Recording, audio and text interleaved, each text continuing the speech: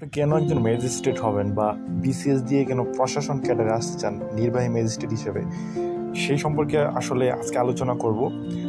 আপনার যে পছন্দ থাকে ম্যাজিস্ট্রেট হওয়া বা বিসিএস প্রশাসন ক্যাডারে জয়েন করা, তো আজকের ভিডিওটা মূলত আপনার জন্য।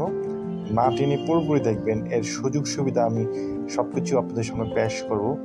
প্রথমে আসি পোস্টিং নিয়ে। আপনি যখন একজন ম্যাজিস্ট্রেট হিসেবে জয়েন করবেন, মানে সহকারী কমিশনার হিসেবে নিয়োগের পর এই এই পদে কর্মজীবন শুরু হবে আপনার, এবং সাধারণত উপজেলা বা জেলা প্রশাসকের কার্যালয়ে আপনি কর্মরত থাকবেন। তারপরে আপনি হয়ে যাবেন ইউএনও বা উপজেলার নির্বাহী অফিসার। উপজেলা পর্যায়ে সর্বোচ্চ নির্বাহী কর্মকর্তা হচ্ছে ইউএনও।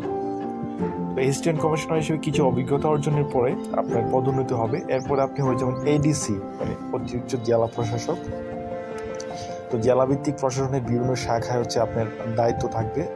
তারপর আপনি হয়ে যাবেন ডিসি বা জেলা প্রশাসক। একটি জেলার প্রশাসনিক প্রধান ও সরকারের প্রতিনিধিত্ব করবেন।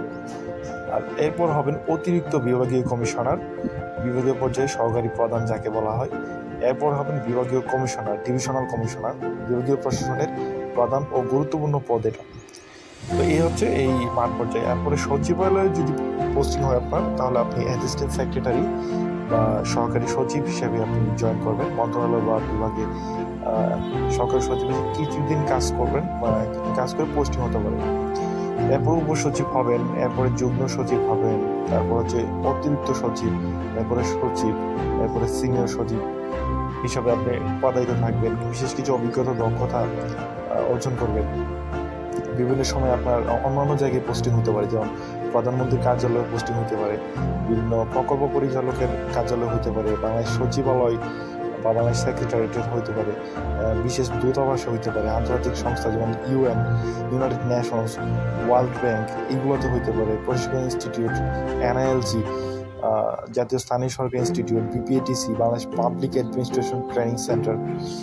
মানে আপনার চাকরিতে অনেক ভেরিয়েশন থাকবে আপনি যখন প্রশাসন ক্যাডারে জয়েন করবেন। আসলে এই প্রশাসন ক্যাডারে জয়েন করার অনেক কারণ থাকতে পারে।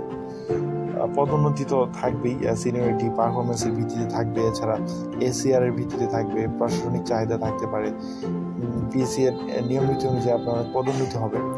এখন আসেন আমরা চলে যাই প্রশাসন ক্যাডারে আসলে কি কি সুবিধা থাকতে পারে। এক নম্বর দেশের জন্য কাজ করার সুযোগ থাকতে পারে। যেমন প্রশাসন ক্যাডারে সরাসরি নীতি নির্ধারণ, বাস্তবায়ন ও জনসেবা কার্যক্রমে যুক্ত থাকে। মাঠ পর্যায়ে কাজ করতে হয়, সাধারণত দেশের মানুষের জীবন মান উন্নয়নে সরাসরি অবদান রাখা যায়। এখানে নেতৃত্বের ভূমিকা আছে, আপনি নেতৃত্ব দিতে পারবেন প্রশাসন ক্যাডার হিসেবে।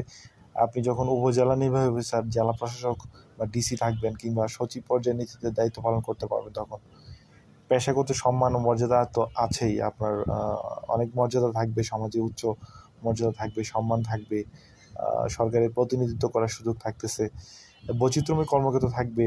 প্রশাসনিক ক্যাডারে একঘেয়েমি নেই, কখনো মাঠ প্রশাসনে থাকবেন আপনি, আবার কখনো মন্ত্রণালয়ে থাকবেন, কখনো উন্নয়ন প্রকল্পে কাজ করার সুযোগ থাকে। এরপরে দক্ষতা ও কেরিয়ার গ্রোথ তো অনেক ভালো।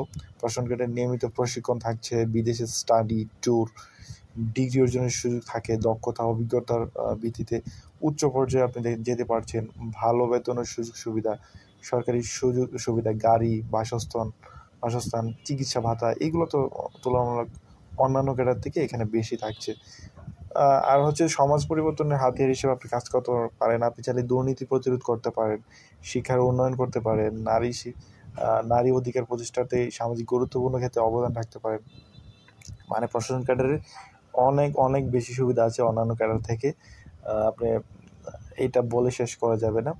তো আপনার পছন্দ যদি প্রশাসন ক্যাডার বা একজন নির্বাহী ম্যাজিস্ট্রেট হিসেবে জয়েন করা থাকে, তাহলে স্টাডি করুন, অনেক পড়াশোনা করুন, পড়াশোনার কোনো বিকল্প নেই। আজকে ভিডিওটা ভালো লাগলে চ্যানেলটা সাবস্ক্রাইব করবেন। স্বপ্ন যখন বিসিএস ভালো